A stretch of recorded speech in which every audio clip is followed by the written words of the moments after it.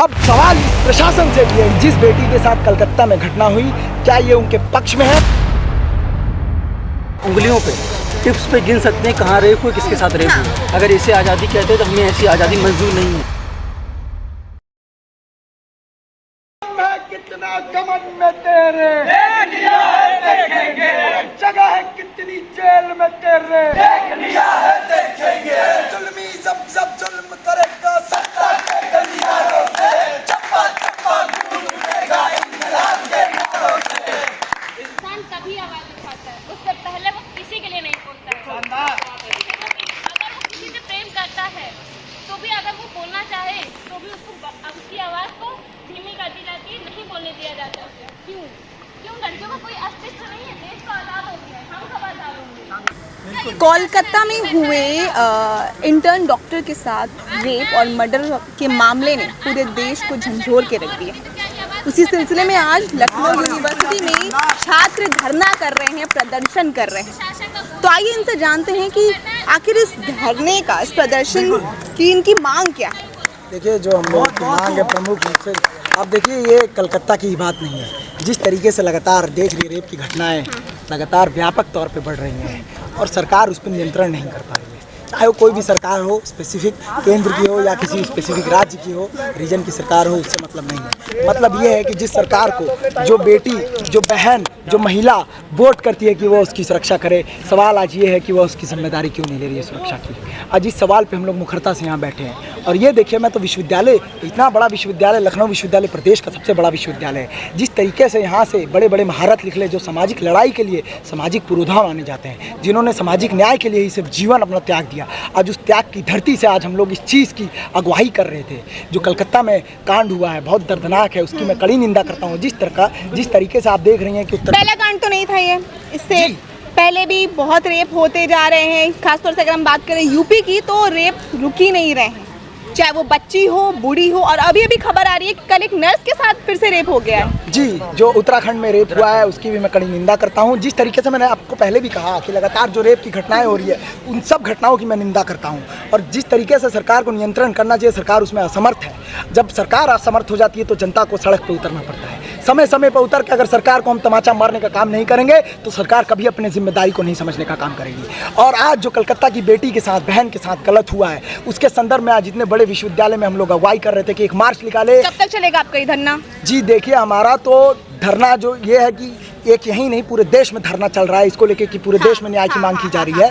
मगर जिस तरीके से प्रशासन हमसे बर्बरता पूर्वक हमको लाइब्रेरी देखिए, जहाँ पे चेतना जगती है, लोग बैठते हैं, पढ़ते हैं, समझते हैं, सामाजिक ज्ञान अर्जित करते हैं, वहाँ चेतना जगती है, वहाँ से ये लोग हमको धक्के मार के पुलिस के दम पे बाहर कर दे रहे हैं। अब सवाल इस प्रशासन से भी है, यूनिवर्सिटी के और यहाँ के पुलिस प्रशासन से भी है कि जिस बेटी के साथ कलकत्ता में घटना हुई, क्या ये उनके पक्ष में है कि क्या उनके विरोध में? अगर पक्ष में है तो हमको आज यहाँ से उठा के जेल भेजने का काम करेंगे, मुकदमा लगा के। अगर विरोध में है तो हमारा समर्थन करके हमारे मार्च को सफलतापूर्वक एक सांकेतिक मार्च तब्दील अगर एक सेंटेंस में पूछूं मैं, तो आपकी मांग क्या है? देखिए, प्रमुखता से जो हमारी मांग है, जैसे लगातार जिस तरीके की रेप की घटनाएं बढ़ रही है, लगातार इधर अयोध्या हुआ, उसके बाद उत्तराखंड हुआ, उससे पहले भी कई रेप कांड हुए हैं, राजस्थान आप देख लीजिए, वहाँ भी वो तो लगातार हो रहे हैं। तो पहली मांग जो है केंद्र सरकार से हमारी, कि पहली मांग लगातार एक रेप के लिए फास्ट एंड ट्रैक टीम का गठन किया जाए, fast and track rapid force का गठन किया जाए, जो इस घटना के लिए एक इमरजेंसी नंबर बिल्कुल दिया जाए, जो सिर्फ इन्हीं से रिलेटेड छेड़खानी, सेक्सुअल असॉल्ट, रेप जैसी घटना, वायलेंस से ही, हैरेसमेंट से रिलेटेड घटनाओं को संबोधित करे और तत्काल प्रभाव से उस पर एक्शन ले। एडवांस टेक्नोलॉजी का ज़माना है,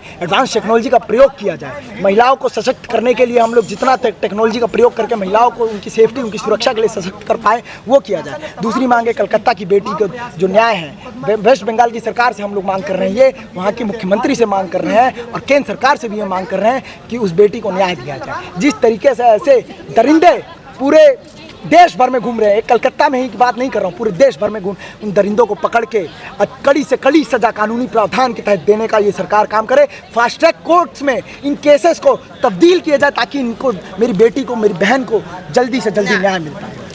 सोशल मीडिया पे एक पोस्ट वायरल हो रही है जिसमें कहा जा रहा है कि रेप होता है, मोमबत्ती लेके धरने होने शुरू हो जाते हैं, और उसी में एक महाभारत की भी साथ में पोस्ट दिखाई जा रही है कि बेटी और बहन और एक स्त्री के चलते महाभारत युद्ध हुआ था और अब होता है तो लोग मोमबत्ती लेके चले जाते हैं, तो इस पे क्या कहेंगे आप? मेरा कहना है कि यही 2012 का केस था निर्भया का। हाँ, उस टाइम सारी जनता रोड पर उतर गई थी, तो लगा ना कि आज के बाद अब दूसरा कोई निर्भया नहीं होगी, लेकिन उसके बाद भी लगातार हर दिन न जाने कितनी हमारी बहन बेटियां निर्भया का शिकार हो रही हैं, माताएं। तो मैं ये कहना चाहता हूं कि अगर कोई कानून बनाना है तो सबसे पहले हमको जागरूक करना होगा लोगों को, और उसके बाद सेकेंडरी हमारी ये होनी चाहिए कि हम लोग कड़ी इसकी सज़ा की मांग करें। तो पहले तो हम लोगों को जागरूक करना चाहिए। वैसे आज हम लोग जागरूक करने के लिए उतरे, गेट नंबर से 1 चले तो हमारे पीछे प्रशासन लग गई। उसके बाद प्रशासन हमारे साथ साथ क्लासरूम में गई, क्लासरूम के बाहर आए, यहाँ पर लाइब्रेरी में जहाँ बच्चे सीखते हैं क्लासरूम में भी गए थे। यहाँ आकर जब हम बोलने लगे कि आप लोगों को यहाँ जागना चाहिए और हमारे साथ खड़ा होना चाहिए, क्योंकि मैं एक शायरी बोलना चाहता हूँ कि जलते घर को देखने वालों पूछ का छप्पर आपका है, आग के पीछे तेज हवा है, अगला मुकद्दर आपका है, तेरे कत्ल पे मैं भी चुप था। किसी और के साथ है, कल किसी और के साथ होगा, तेरे कत्ल क्या पता आने वाले कल आपके साथ। तेरे कत्ल पे मैं भी चुप था, अब आई मेरी बारी, मेरे कत्ल पे आप भी चुप हो, अगला नंबर आपका है। तो मैं यही कहना चाहता हूं कि कहीं दूसरा कोई आप में से कोई एक न बन जाए। इससे पहले हम लोगों को इस मामले को संज्ञान में लेकर हम लोगों को इसके खिलाफ उतरना चाहिए लोगों को। आगे बढ़ते हैं। सबने आज़ादी मनाई, क्या सच में देश आज़ाद हुआ है? महिलाएं आज़ाद हैं? जी नहीं, बिल्कुल भी आज़ाद नहीं है। इस टाइम मैम हाल ये है कि हम उंगलियों पे टिप्स पे गिन सकते हैं कहाँ रेप हुए, किसके साथ रेप हुए। पूरे देश में हम पिछले 1 महीने का भी डाटा निकाल लें, उसमें भी हम उंगलियों पे गिन सकते हैं। तो आप देख रही हैं देश का हाल क्या है। अगर इसे आज़ादी कहते हैं तो हमें ऐसी आज़ादी मंजूर नहीं है। अगर सिर्फ झंडा फहराना या फिर राष्ट्रीय गान गा लेना आज़ादी है, तो वो आज़ादी बिल्कुल भी नहीं है। जब तक ये टिप्स पे ये रेप केस ख़त्म नहीं होंगे ना, तब तक आज़ाद नहीं कर सकते हम देश को। और जैसा कि आप देख रही हैं लगातार कैसे कोलकाता में हादसा हुआ। वही तो बात है, एक औरत काम कर रही है, वो अपने वर्क प्लेस पे सेफ नहीं है, अपने घर पर सेफ नहीं है, तो एक औरत आज़ाद कैसे हुई? यही तो मैम समस्या है कि मैम आज़ाद बिल्कुल भी नहीं है। जब वो लड़की मैम वो पढ़ती है, उसको उसके ही कैंपस में, उसको उसके ही सेमिनार हॉल में कितने लोग मिलकर रेप कर देते हैं। मैं ये नहीं कहूँगा एक था, उसमें कई थे, ये बात सब जानते हैं, लेकिन वो मीडिया में नहीं आएगा क्योंकि पॉलिटिक्स है। मैम उस लड़की के साथ रेप हुआ, जिसने उसकी हालत देखी है, अब तो मुझे लगता नहीं पिक्चर मिलेगी, जिसने देखी है मैम, या तो वो रोया होगा, ये तो क्या किया होगा वही जानता है। मैम जिस तरह से आप देख रहे हैं हालात, विश्वविद्यालय में एजुकेशन सिस्टम को मजबूत करने की बात की जाती है। हमारा विश्वविद्यालय A++, वीसी साहब आए दिन आकर के भाषण देते हैं, हम नंबर 1 है, हम नंबर 1 है, और हम रेप पे बात करें? क्या यही एजुकेशन सिस्टम सिखाता है हम रेप पे बात ना करें, हम लड़कियों के बारे में बात ना करें? क्या हम ये एजुकेशन जो है, जो हमें फॉरेन एजुकेशन हमें सिखाती है कि आप इन सब मुद्दों पर बात करो, ये लोग कहते हैं मत करो। हम किसी से बात करने जाते हैं कि रेप हुआ किसी के साथ, तो ये हमें भगा रहे हैं, मार रहे हैं, बोल रहे हैं प्रशासन से कोई मदद नहीं मिल रही है। प्रशासन हमारे खिलाफ है। मैं तो कहता हूँ मदद ना करो, तुम हमारे साथ खड़े रहो, तुम कुछ भी मत करो, तुम हमारे पीछे भी मत आओ, हम खुद कर लेंगे। लेकिन ये तो आगे कहते हैं हम तुम्हारे ऊपर केस कर देंगे, पेपर लेके घूम रहे हैं हमारे पीछे। क्यों केस क्यों करेंगे? क्योंकि हम लोगों से बात कर रहे हैं, गलत थोड़ी कर रहे हैं, हम आवाज उठा रहे हैं। ये बात नहीं समझते ना, जब तक किसी के परिवार के साथ यहाँ पर, जब इनके फैमिली के साथ ये मुद्दा होगा, ये घटना होगी, तो ये खुद आएंगे, चलो बेटा हमारे लिए आवाज़ उठा दो, ये खुद अकेले घूमेंगे, आवाज़ उठा दो। लेकिन जब हम किसी के लिए आवाज़ उठाए, जरूरी नहीं है आपकी फैमिली हो तभी आवाज़ उठाएं।